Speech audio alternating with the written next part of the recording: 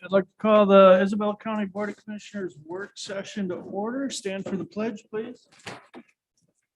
Pledge allegiance to the flag of the United States of America and to the republic for which it stands, one nation, under God, indivisible, with liberty and justice for all. Clerk, what's a roll call, please? Commissioner Swaney, Present. Commissioner Horton, Commissioner Engler, Present. Galzinski, Present. Hudson, Present. Marino, Present. Present. present, Mr. Chairman, except for Commissioner Horton. Thank you, Clerk Lux. Commissioner Horton did contact me and say he had a conflict, but he said he should be here for the regular session. So with that, we'll move on to approval of agenda. We've got general public comments, presentations and special reports. We'll have a report from the administrative controller. We have no appointments to boards or commissions. It brings us down to committee reports, Finance and Administration Committee. We're all set, Mr. Chair.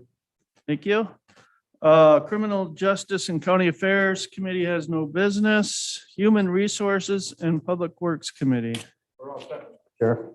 Thank you. Intergovernmental Affairs, Commissioner Marino, do we have any? Nothing at this time.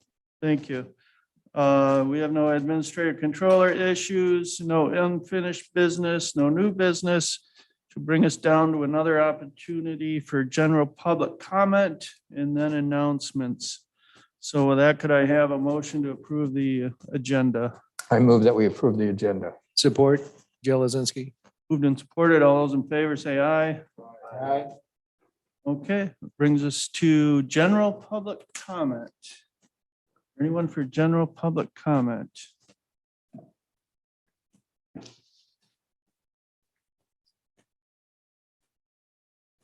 Yeah, I don't see anyone rushing to the podium and no one online with hands raised.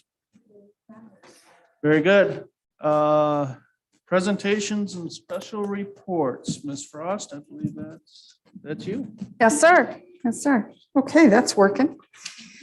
Sorry about that. I'll try to be a little quiet. Either it's feast or famine with these, right? But I'm coming through loud and clear now. So with the termination of the state of emergency, how funny. Do I do something different when it's official? Do you think my heart beats fast? Oh, give me okay.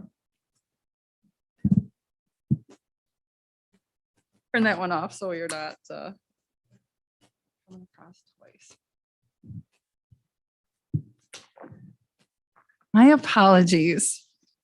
So let me start again with the termination of the local state of emergency at your last meeting and the mask mandate now becoming a mask recommendation. We've certainly been busy replacing signage at the entrances across our facilities.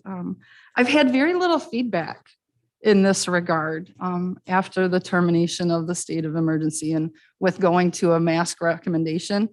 It's been a kind of radio silence. So I think that's a positive sign that things were moving in the right direction here.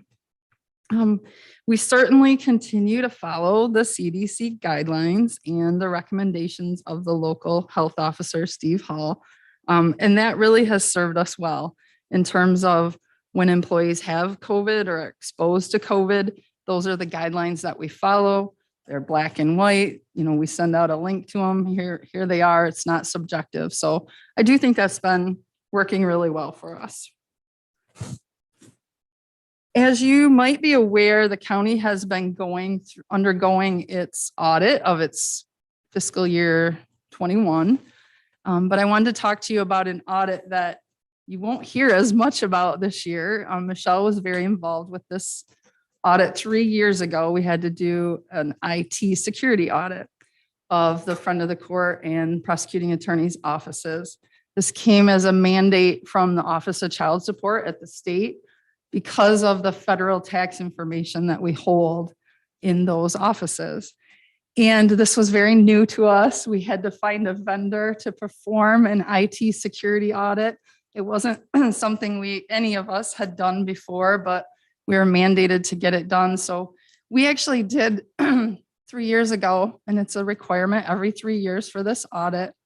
We ended up securing the services of Raymond, who also performs our county financial audit, to do the IT audit.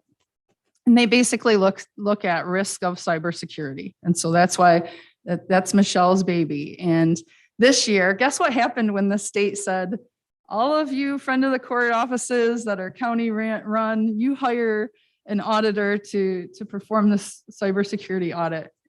And they got back as many different reports as there were counties that have their own front of the court and PA offices for child support services. So the state wised up and they said, okay, next time around, we will procure the vendor for the audit. Everybody's audit's going to look the same, and the report that they have to sift through will be similar. So while we still have to undergo that audit this year, we do not have to procure the vendor. And so at least we have some savings in that regard, but you'll see more on that coming through. I think it's due September 30 of this year. So throughout the summer, I'm sure we'll see the results of that. So the audit that you hear more about, of course, is our annual financial audit. Raymond was on site in January to do the field work for that.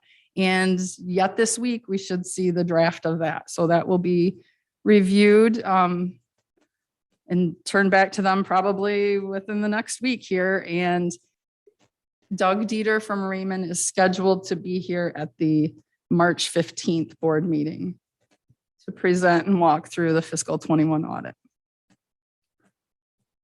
I think that process has been going very well. You'll hear more about it then. He'll be here at the work session on the 15th. If you didn't catch it, I provided a walkthrough of the MERS defined benefit annual evaluation at the Finance Committee on Tuesday. And MERS is actually now offering their own walkthrough, if you will, with very, very smart actuarials that actually perform the valuations each year for MERS from that company, Gabriel Roeder Smith. They're gonna put on a training if you have any interest in walking through that with the experts. Just let me know and I'll let you know when that is and get you signed up. If that's something you're interested in. In regards to our own personal finances, the rollout of the MERS 457 deferred comp plan that you all approved for all employees, the rollout is going very well. We've got a lot of employees interested in that and signing up for that. I want to reiterate to you all that it has been adopted for all employees. So even the Board of Commissioners are able to participate in that 457 plan. Because you get paycheck through our payroll, we can do payroll deduction for those contributions. So if it's something you're interested in, let me know. I do have enrollment forms here and Emma can certainly help you in payroll and benefits administration as well. I have been approached by just one employee at this point asking about a loan provision for the 457 plan. We did not adopt a loan provision when the plan was recently amended to be available for all employees, but it does make sense to do a loan provision. It's all the employees' money, right? There's no county match in the 457.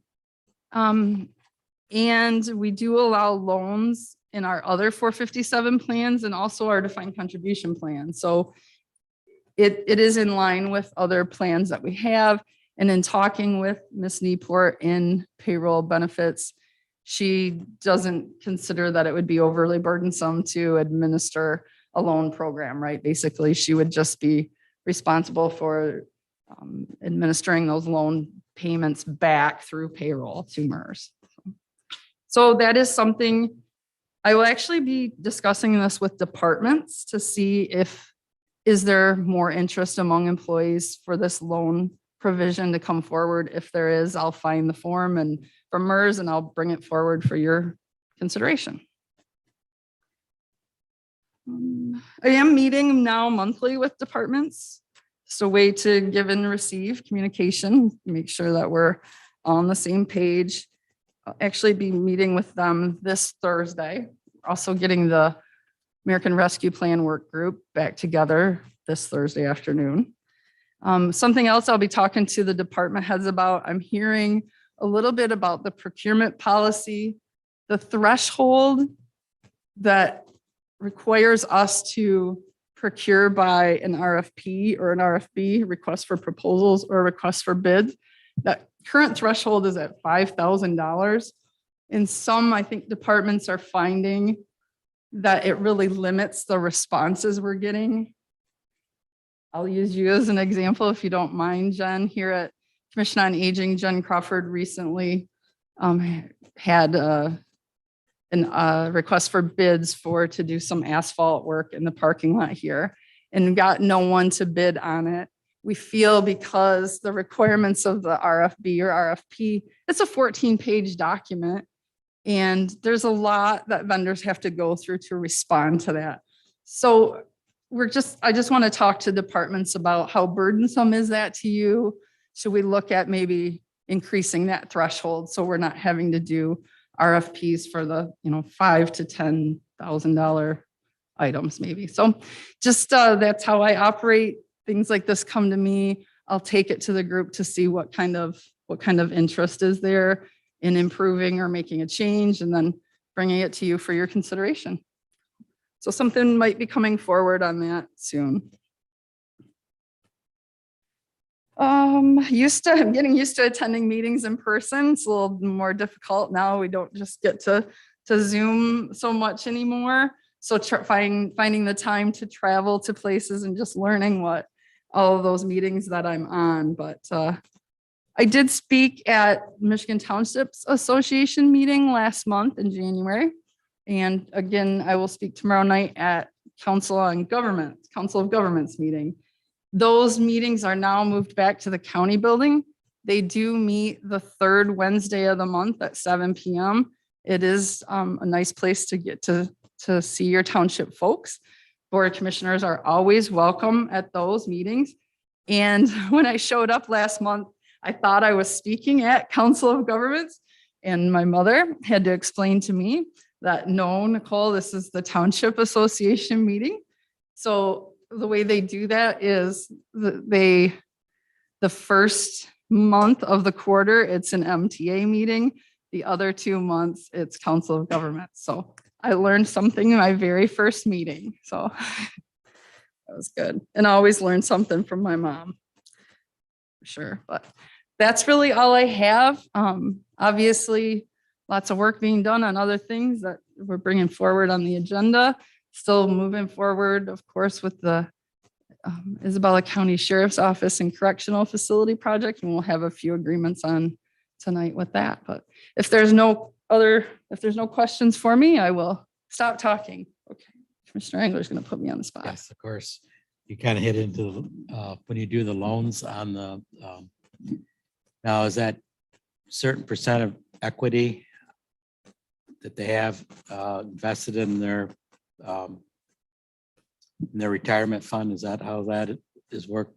Before they can take the loan, you mean? Before they, I do know that the funds have to be in the 457 for 5 years before you can take them out for retirement purposes. I think it's 5 years or until you're 59 and a half, whichever is later, I believe.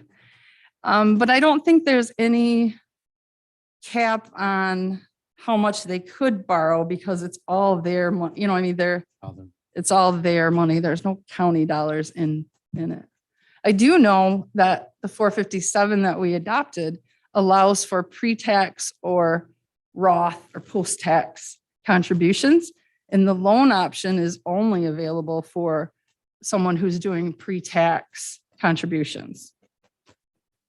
You can't loan back your post-tax dollars, which seems less restrictive, but that's the rule. Does that help solve your? Yeah, a little Question? bit. Then the other thing, is there interest charged on that? Or is that just a interest-free loan, or how's that? I'm just curiosity on that. So, What a Or is that tied- fantastic or question. is it tied to like LIBOR or something, or just curiosity? I know when you get I just would like you to have some of that information when you Thank you. Thank you for the heads up on that. report. So Great questions. just because there's like a zillion different ways they can set them up. So I'm just curious in how it is. Thank you for the heads up on great questions. Okay, thank you. Mr. Chair, Yes, sir. anyone else? So I read your report on the MRF, the review of that, and I found it very interesting. And I was wondering what the process or plan for reviewing the MRF was.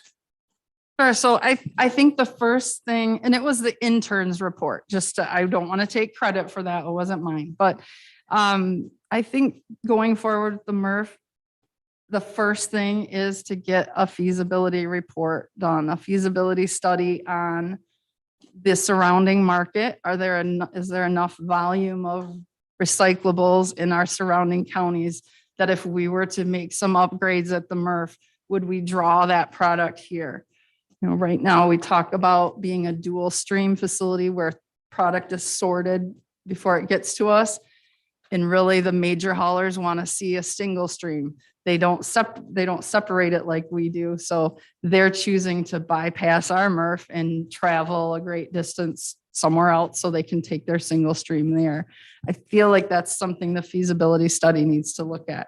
We're in the business of curbside recycling. Should we be? You know, that's a very rare thing for a county. Are we doing it efficiently enough ourselves, or is that something we should be hiring someone else to do for us? Even the depot sites, right? You'd think, okay, Nicole, we can't get out of the transportation business entirely. We still have to go pick up the depots. Maybe we hire a transportation company to do that instead. I don't know, you know, but those are some things that a feasibility study would look at. So to me, that's first step. You don't get business loans for this type of thing. You don't get grants for this type of thing unless you've got that data and the analysis to back it up. I really feel like, and I do feel like we have monies that we could pay for that feasibility study with. I think the first step is getting an RFP out to see who would want to do that feasibility study for us. Thank you, Commissioner. I have expressed an interest in touring the MRF. I've never been inside the building and seen the operation. If any of the other commissioners are interested in that, let me know. We'll kind of coordinate it together. Thank you, Ms. Frost. Anything else? Okay. Then we will move on to appointments to boards and commissions, which we have none. Brings us down to committee reports, Finance and Administration Committee. The first item of business for the committee is consider ratifying and placing on file the January 28th, 2022 invoice list in the amount of $349,798.82. The February 4, 2022 invoice list in the amount of $1,644,676.16, and the adjustment list dated February 10, 2022. The first list, everybody receives, all the commissioners receive a copy of this in their email so we can review it, but it also comes before the Finance Administration Committee. And we did look at this last week. All the entries seem to be very familiar, We're either doing some drain work, we're paying some quarterly costs for contracts that we've already approved. On the January 28th, the big bills are community mental health, their second quarter appropriation. And then the MMRMA has two entries, 65,434 and 17,500. And those are quarterly liability and property insurance costs, and also retention fund costs. The big one at the bottom, 40,830, is the February day treatment contract for the courts and childcare. That's always volatile because you don't know what special services a child's going to need.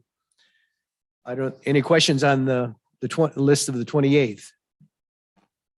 All right, moving on to the list for February 4th. On that one, again, the big one, there's a number of them for the drains. The big one is Mission Creek drain improvements. That's $225,526.45. The moving down, you'll see there's some other large ones that are third 2021 tax distribution. So those are the taxes that are collected and going out to the entities that are due that. And the biggest one there is Gratiot Isabella Intermediate School District, $985,221.22. And then they vary from that. Any questions on that list? Okay, we'll move on to the adjustment list. Yeah, I turned my phone on. I forgot to make a copy of that list before leaving home, but it's here. All right. We get the typical Gordon Food and utility list where we're either saving money by paying early, or we're saving money because we're getting it paid before we have a delinquency. And it's just all in the timing of how we pay our bills. I noticed at the bottom, the only thing that I kind of find amusing, because I always struggle with that, you'll find adjustments to mileage due to the IRS factor being incorrect. I always found that at the end of the year, beginning of the year, always difficult to get the new figure and use that in my own reports. But other than that, those are just small dollars. And I didn't see anything in that adjustments list that brought any concern to myself. Any questions or concerns on the invoice list or the adjustment list? All right, we'll move that forward then to tonight's meeting. The second item is consider approving the agreement regarding easement between Isabella County and Consumers Energy Company for the Isabella County Sheriff's Office and Correctional Facility Project, and authorize the board chairperson to sign the same. I'm going to read the next one too, because they're kind of interconnected on the staff report. And that is consider approving the agreement regarding easement between Isabella County and Consumers Energy for the Isabella County Sheriff's Office and Correctional Facility Project, and authorize the board chairperson to sign the same. On that first item, there is an existing easement. This kind of narrows that easement, makes it more advantageous for the development of that property. And that's kind of typical. We've asked for that privilege, and Consumers Energy is in agreement with it. I don't think there's anything else besides the narrowing of the easement that comes into play on that first section. On the second section is because we have to cross under that easement, and we somehow have to get our own utility lines, electrical, sewer, and everything through that easement. And there may be underground utilities there. We've asked Consumers to give us permission to cross their easement with their own facilities. And so that would be then approved by Consumers. And so we could do that. Without that, we would have a very difficult time to provide electrical, sewer, and gas, or whatever we need there. Does anybody else want to make additional comments on that? Any questions? All right, we'll move items 2 and 3 then to the work session. The last item is consider adopting the Isabella County fiscal year 2023 budget calendar as presented. So Nicole, I'm going to let you go through this. Just make a comment that I do appreciate the fact that we're given more time from the presentation of the budget to review it and to propose our any issues that we may have. It also gives the public additional time to look at it and also consider any questions they may have.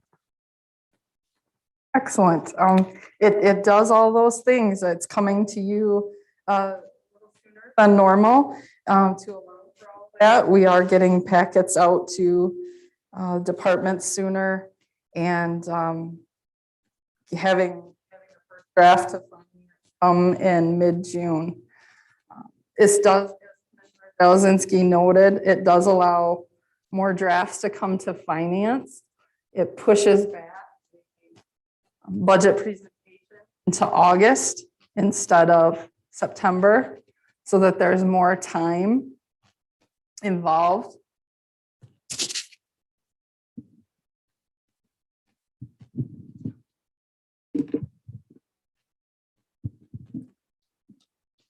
So there's more time involved between when you see the recommended budget and when action has to be taken on it. The calendar for the 23 budget also looks at setting that public hearing on the budget for the first meeting in September. You're going to adopt it hopefully at the second meeting in September. So adds a little more meaning to any comments that you might receive at that public hearing, because you won't have to adopt the budget that evening. You'll still have a couple more weeks should something be brought up at the public hearing. There's ample time to consider it and give appropriate feedback. Any questions or comments on the calendar?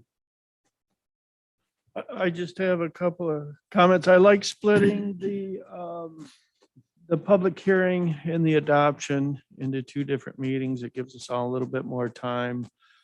And I like more drafts coming to the committee and coming to the committee sooner. The whole thing is good, kind of stretches that out, gives us more time. We'll give all the commissioners more time and more opportunity to and comment. So it'll be good. Yeah, and I don't think this is creating any additional burden on staff. After preparing my own budgets for umpteen years, you know, I basically your budgets kind of roll over. I mean, you may have to make some adjustments for staffing and all, and you have to consider your capital projects, but it shouldn't be a burden to move the calendar forward. If there are no other questions or comments, we'll move this then to tonight's meeting. And Mr. Chair, that completes the work of the Finance and Administration Committee. Thank you, Commissioner Jazinski, for carrying that load by yourself tonight. Committee of one for right now. Criminal Justice and County Affairs, we have no business. Human Resources and Public Works Committee. Thank you, Mr. Chair.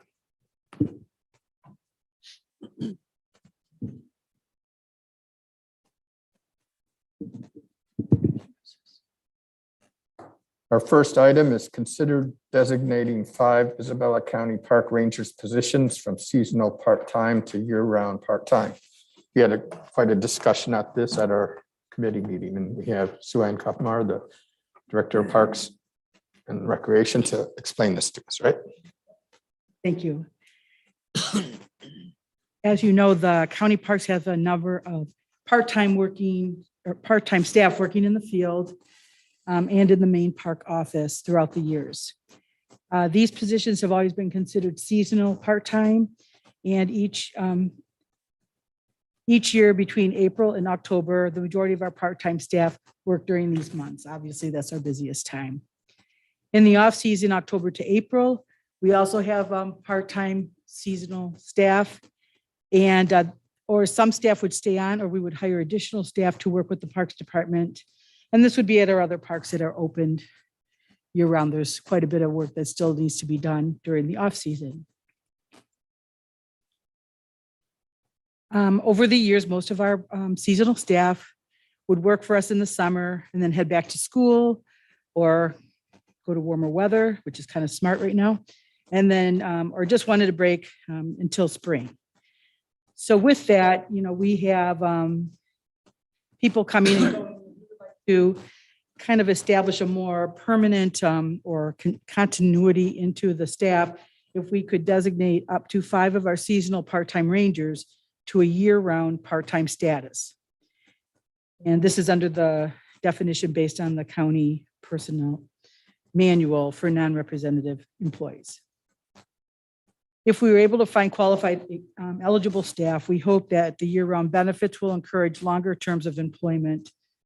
And as you know, we just have been so shorthanded. We want to find something to encourage people to continue to work, and this is a little benefit that we would like to see. This staff report is twofold. I know you've seen that. If you have seen, there's 2 motions. So the second part of this is that since it's been so challenging to maintain and attract part-time employees, we currently have 2 individuals who are working year-round part-time at 29 hours a week. So according to the status, all part-time employees, as I mentioned, are considered seasonal employees. However, these 2 individuals will qualify with changing them from a seasonal part-time to a year-round part-time position. This would then give them the benefits of a year-round part-time employee, and they have, I'd like to go back, both have worked since October 1st, 2020, and would ask that if this is approved, that it go back to October 1, 2020 for both employees and change your status to the year-round part-time. This change in status would provide accumulated PTO and 2 holidays for each employee. The holidays they get are Christmas and New Year's.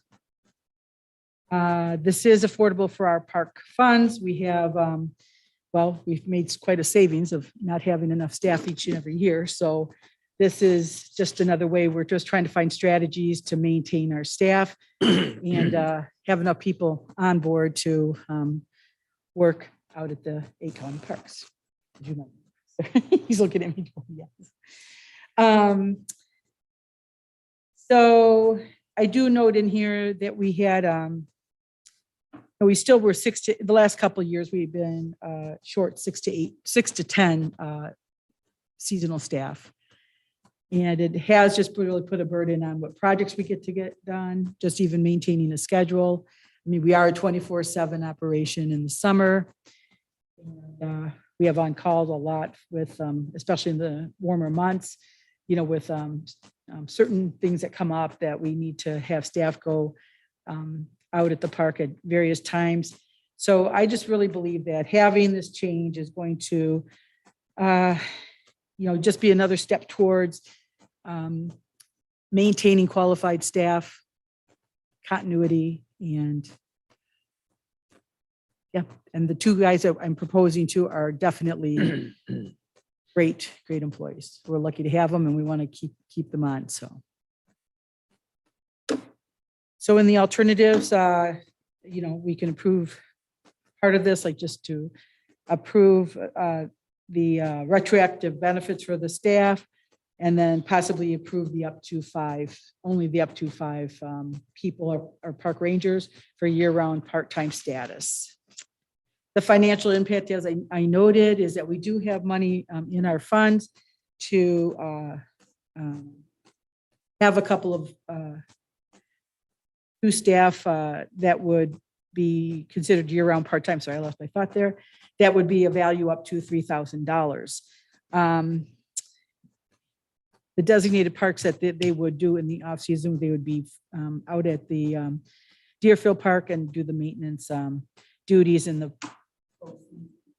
A lot of our equipment, we take a park, we put that together, we clean it up, just so that we can maintain it a lot longer. And it also helps to have, the couple of people that are on board, do the daily duties, so that our parks, our supervisors out at the park can handle some of the projects that we have going on. As we just keep getting busier and busier. As you guys know, I've mentioned before, we've doubled our budget. We've had just the last 2 years have been banner years, so more people are using the parks. And these 2 requests, I hope will another step towards, trying to maintain quality staff and competing with what's going on in the community with other jobs. I mean, I know we're all kind of dealing with that now. I did attach the park ranger job for your review to this report. And if approved for the year-round part-time, we would note on each staff report, each job description, when we're listing for the positions that we have, that it's either a year-round part-time position and explain the benefits, or have it be a seasonal position. So we would definitely, it wouldn't change the job description any other way than that. Okay, the director rolled both of those into in the background, she rolled the first two together. I just want to read the second one so everybody knows the specifics there. Thank you. Number 2 is consider approving the position status change for Isabella Parks Rangers, Dave Seeley and Larry McCall from seasonal part-time to year-round part-time retroactively back to October 1st, 2020. Does anybody have any questions or comments at this time? Commissioners, go ahead, Jerry.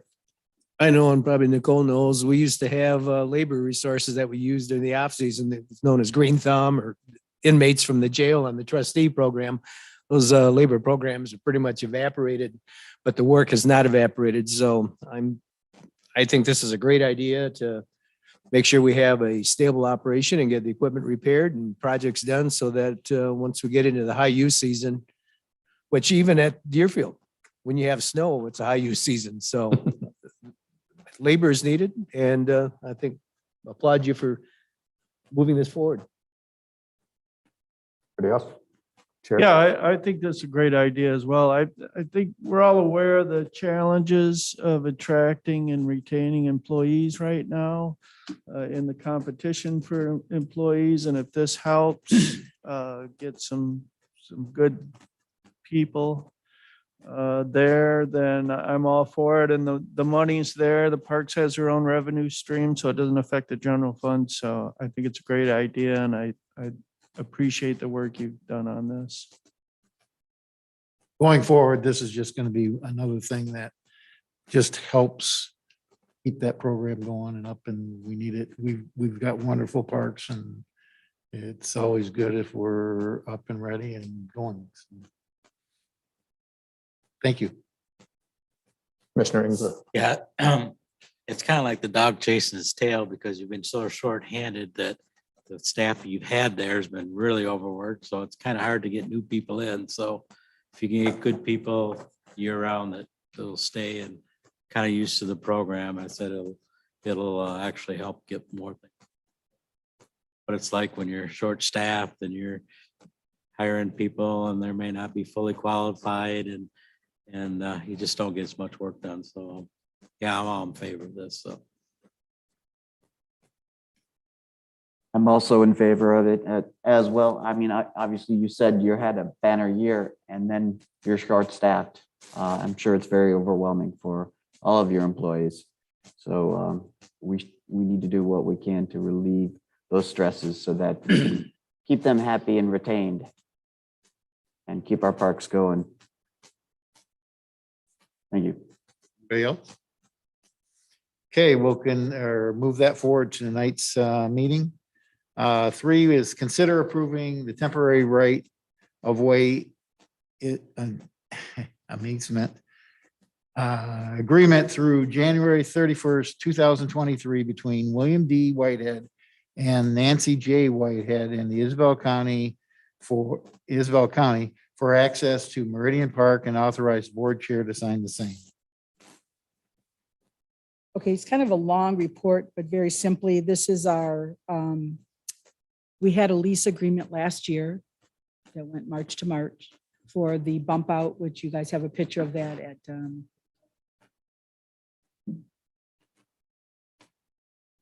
as you know, we got the state grant, or excuse me, it's got to go through one more step to the legislature, but it's just taking time because we knew that would take some time to be able to go to the next step to negotiate that property that we're trying to purchase. So that's why I kind of put everything in, I try to do it in like a page and it doesn't really work sometimes, but I do want to say that this is just the extending the lease that we had last year. It is a little bit shorter. The property owner, Mr. Whitehead had asked that it just go to January, just in case if we get done earlier, then we're done. Our attorney said that's just fine. You know, we can just extend it if there's an extension needed. So it's not any big deal. He was just trying to, you know, he's been very patient. This is as long as I know Commissioner Jalzensky knows. An acquisition grant. I mean, I've been talking to Mr. Whitehead for 3 to 4 years regarding this project. Takes a while, as you know. But so this is just an extension of that lease that's out at Meridian Park. Questions? One question, that's not very big piece of property, that bump out. How much, what's there, a couple of acres, a few acres, or what? Maybe 2 acres, I'm gonna guess. right off the Yeah, top it's of just my a head. sliver, but it gives us that trail around, and without that, there is a trail down through the ravine, but sometimes that's underwater and it's quite rugged. So without that trail, there's no access to a huge chunk to the east of that park. So Way the fence line goes, our fence line goes with that bump out. So in 79, when they, you know, maybe sold the property, who knows why they didn't include that, but they did that for the cows that were on the property. So they wouldn't go down into the ravine and get stuck, basically, I think. Down there in the spring. It's not, yeah, you know, have to It's call steep. the sheriff. Just kidding. To pull out the.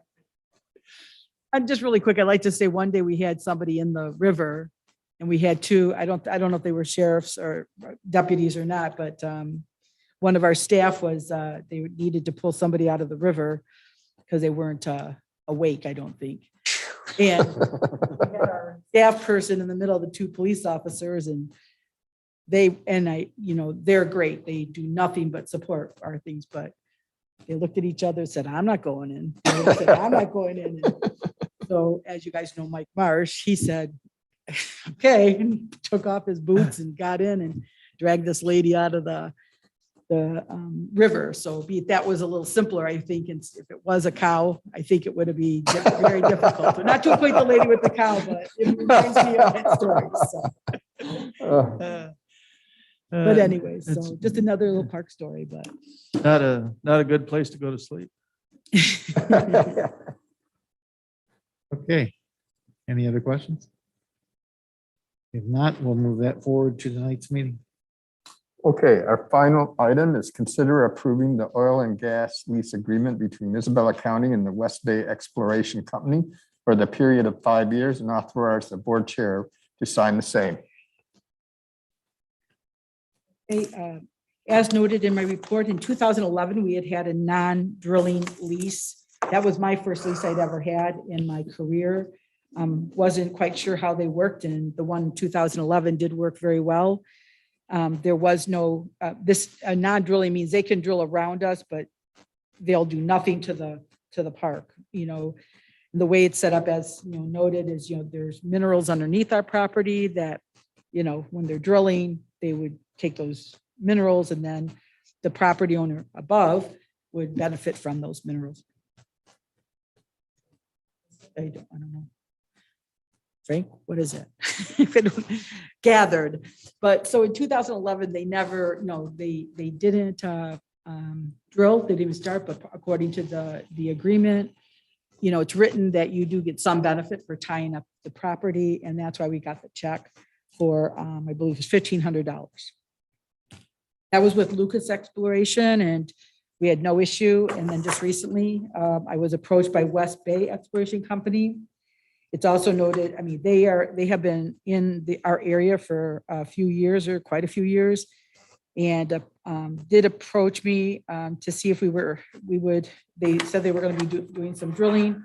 So the same exercise. It's a little bit different location. The 2011 project was along the Pierre Marquette Rail Trail, so it was a little bit more complicated because anything we do to the rail trail, we have to go to the Midland Community Foundation and get permission. You want to do any drilling. This one's fairly, I mean, it's easier just because the county owns that property and can determine, what they want to do. So that's like one less step. Rather than a 3-year lease, this is a 5-year. I had our local attorney, our legal counsel, he's not local, he's from Lansing, but review the agreement. And in my report, he explains it very well. I did have a question, and I got Commissioner Engler had asked me about the shut-in, which is section 6. And I didn't even pretend to say I understood it. So it's always good when you call the attorney. And he did send me an email as well. So I'd like to read it. There was just a question on for shut-ins Item number 5 was. or 5. Yeah. Basically, after it's shut in, if they put a well down, shut it down, they will pay you $5 a year lease as long as that is in the shut off provision. So $5 an acre. The only real question I had was how long that would go in, but if they actually put a well down, I guess since they really hasn't been a lot of success lately in building wells in the area. So there've been a couple of them in the last couple of years. So I guess I could live with what's. Well, it's good news because you were right. I mean, I think you were speculating that, not speculating. That's not a good. No, I don't speculate in oil leases. Sorry. BC must pay the county a minimum rate for any shut-in wells after the initial lease period, unless the lease is continued or wells are in production. So that was what happened. So I think you were spot on. I mean, pretty much I thought. So that was a very good question because I did not, wouldn't know to ask that question, but it was in our contract lease, and I know there was a concern. So that's really was a great question to ask in regard to that. So as you see though, in this lease agreement, there's quite a bit more acreage. Down below in the last paragraph, it talks about the preliminary work there was at one time an option to do the 5-year term, and they had stated that they'd been in the area. So a lot of the preliminary work was already done. So there was no need to have an option of 5 more years. And that's kind of a long time to tie up, I think, property more so. And so we also originally had a certain royalty of 1/8, but since we are a government entity, they're matching what the state is getting. So that was good as well for us. And in this proposed lease. So the revenues that would be received for the 5-year non-entry oil and gas, so it would include a payment of $100 per mineral acre. So like compared to our $1,500, this would be $7,500, almost $7,600 as per the agreement. And the royalty would again be the 16.67 or the 1/6%. Any more questions or comments? Go ahead, Jerry. I own a 80-acre tree farm up by Harrison, and I was approached for a lease for oil and gas about 3 years ago. They only offered me 1/8. So next time they come knock on my doorstep, I'm going to say Isabella County got 1/6. Negotiate. Good percentage. Yeah.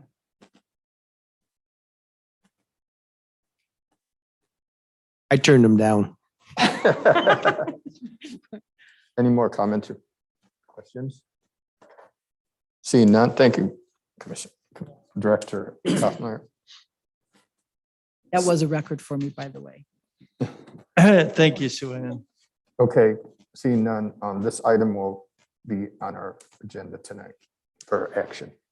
And that concludes the work of the Human Resources and Public Works Committee. Thank you, gentlemen. That brings us down to intergovernmental affairs, which we have none. We have no administrator controller issues, no unfinished business, no new business. Brings us to general public comment. Is there anyone for general public comment? Do we have anyone online? No? Okay, thank you. That'll bring us down to announcements. Commissioners, do you have any announcements? Commissioner Jelezinski. Couple of them. I did attend the Broadway Lofts grand opening. and had a chance to go through, I think on the fourth floor, an example of each of their bedroom suites, studio and a 1 bedroom, 2 bedroom. That is a nice building and it is a great facility to have. I don't know how many rooms they or how many apartments in total, but I brought a picture, their brochure, and it's a great asset to have in our community. I did attend the Northern Michigan Counties Association, and most of the business was dealing with the mental health legislation pending on I always stumble over that word, privatization, forget it. But Privatization. anyhow, we were fortunate to have Representative Sharkey present to present his bill and his case for the change in the way we conduct our mental health services in the state of Michigan. And I think we had 3 PHPs present, so they kept Mr. Sharkey on his toes. And the bottom line is, it was a great learning opportunity. I can see where some of the people in the legislature are concerned about some problems. But then you hear from the PHPs, there's simply not enough money to address problems. If there was more money in the channel there, that we could have additional beds and have additional youth services and like. So, well, I thought that was great. I didn't see anything that Mr. Sharkey had heard that's going to change his mind on any legislation, but he did encourage people to continue to engage as this progresses. I don't think Mr. Sharkey's bill is going to be approved as it currently stands. There may be some modifications. But the next meeting, we're going to hear from, and I don't remember the other person's name that has a competing bill to do the same, kind of do something a little bit different. So looks like we're not going into anything real quick, but I'll report on that once we get it. But I think they do record those now. So if you want to listen, it was a pretty interesting discussion back and forth.